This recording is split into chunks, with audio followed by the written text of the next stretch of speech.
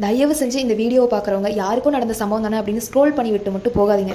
எவ்வளோ பேர் இந்த நியூஸை பார்த்தீங்கன்னு எனக்கு தெரியல. ஆனால் ஒருத்தர் பண்ணுற சின்ன தப்புனால எவ்வளோ பெரிய சம்பவம், இதனால யாரெல்லாம் அஃபெக்ட் ஆகுறாங்க, எந்த தப்பு பண்ணாதவங்கலாம் எவ்வளோ அஃபெக்ட் ஆகுறாங்க அப்படின்னு சொல்லி நம்மளுக்கு எதுவுமே புரியறதில்ல, எப்பவுமே புரியறதில்ல. சென்னை ராயப்பேட்டில் நடந்த ஒரு சம்பவம் தான் இது. சென்னை ராயப்பேட்டில் இருக்க ஒரு தடை செய்யப்பட்ட பிரிட்ஜ் மேலே நிறைய பசங்கள்லாம் சேர்ந்து ரேஸ் நடத்திட்டு இருக்காங்க.